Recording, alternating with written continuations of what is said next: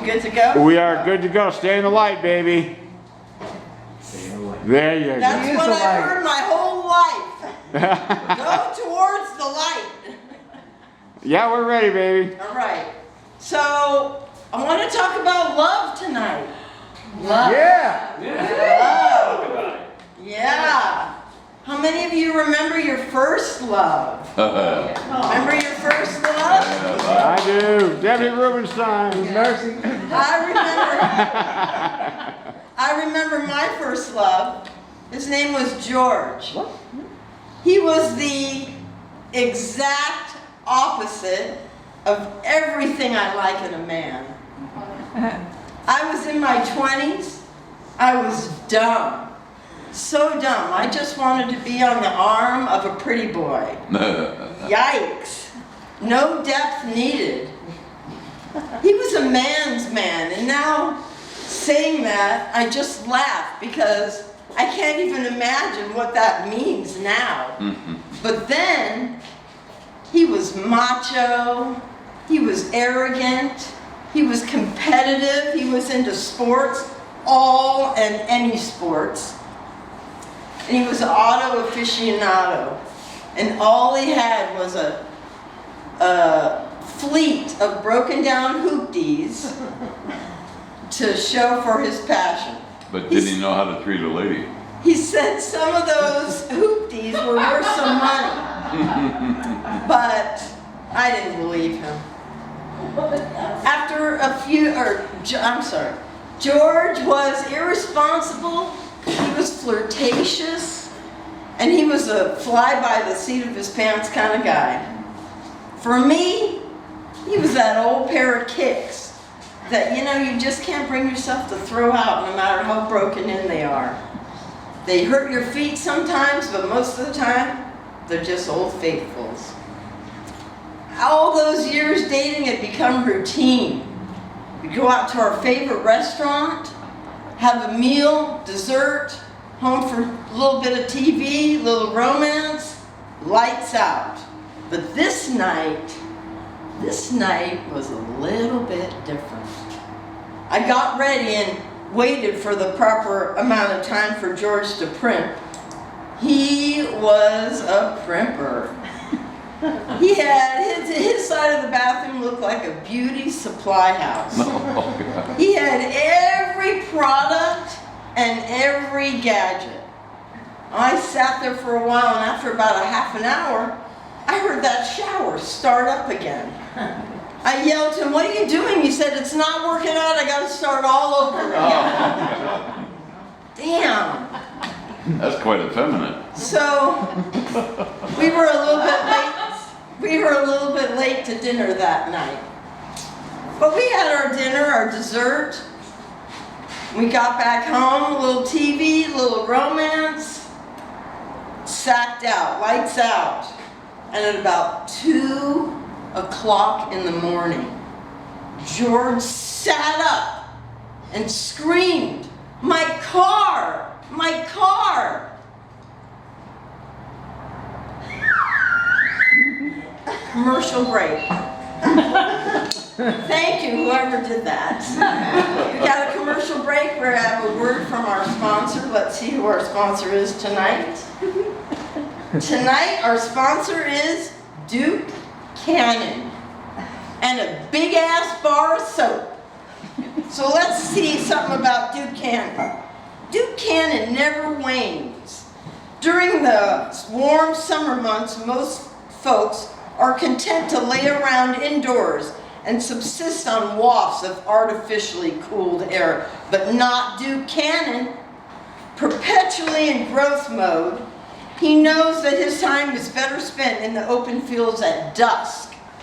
There he gazes intently at the full moon in the sky above, thinking of heroic men like Neil and Buzz. I'm going to pass that around. Duke Cannon, guys. Duke Cannon. Woo! Back to our story for the night.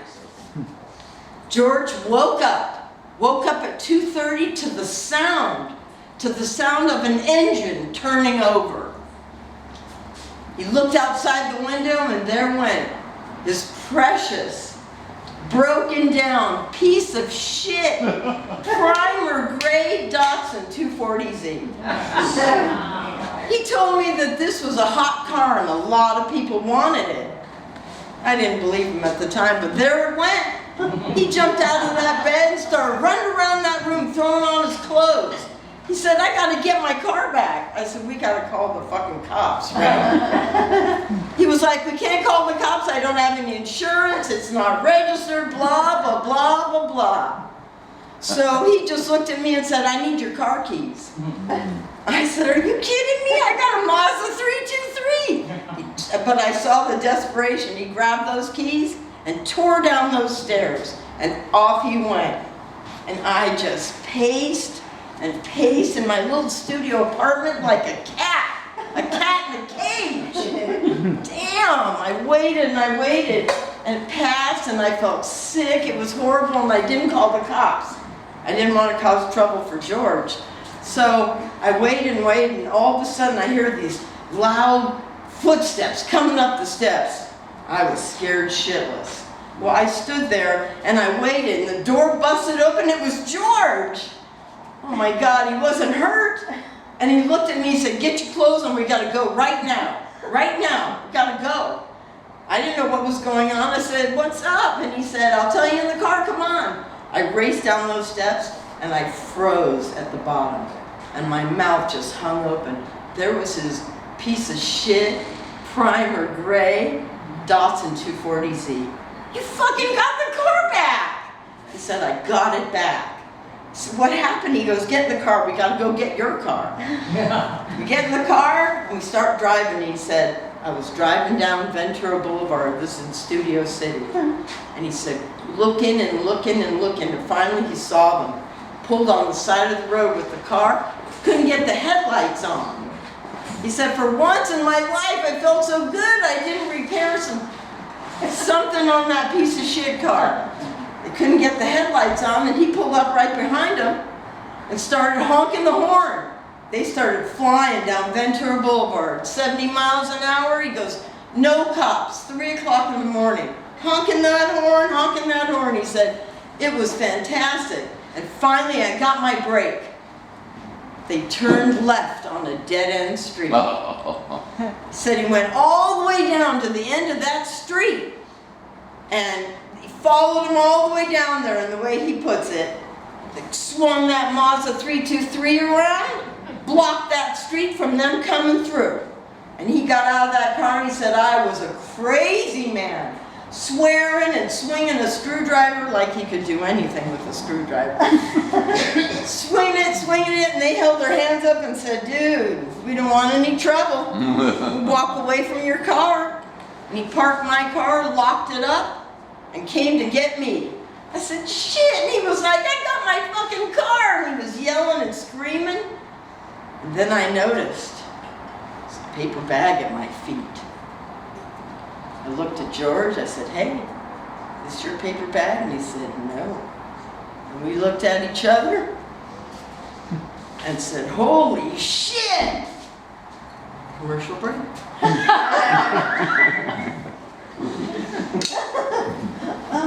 Duke Cannon again! Here we go! Duke Cannon doesn't need GPS. While some people can't manage a 1.3-mile trip to the outlet mall without nervously eyeballing a navigation map, Duke Cannon is quite comfortable filling up the canteen and heading out to the high desert for a lengthy solo jaunt. At home among the coyotes, the sidewinders, and the chuckwallas. What the hell is a chuckwalla? Okay, he navigates by sun and starlight, moving like a tumbleweed through the saguaros. Duke Cannon! Let's all support Duke Cannon! All right, back to our story and the end of our story. Grabbed that bag up, and I said, I don't want to open this bag. And he said, I'm driving, you have to open it. didn't have a smell, wasn't wet. So I thought, we should be okay. I opened the bag and I took a peek.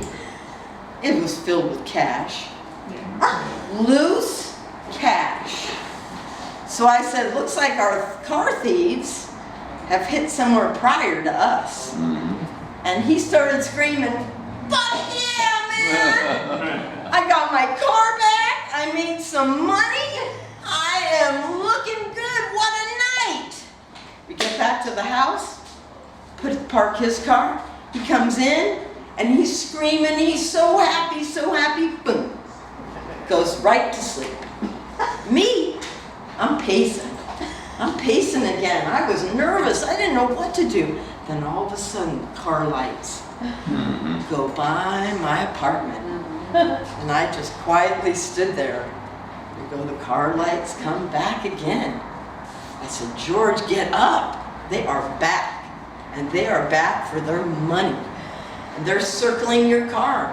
He stepped out there with a baseball bat. He said, you better get the fuck away from that car. I'll come down there and cause some trouble. They looked at him and said, hey man, we don't want your car, we don't want trouble, we want our money. I said, fuck you, it's my money now. I was in that apartment jumping up and down going, give him the fucking money. I live here. You know where I am. He was mad, he was so pissed off and he said, it's my fucking money. And I said, you better give it. And he just threw it down to them and said, threw their money down there and said, I better never see you here again. And they said, we're done. Thank you for our money, we're just gonna take off. And he looked at me and he said, you owe me fucking $5,000. I just lost money. And that was the end of my first love.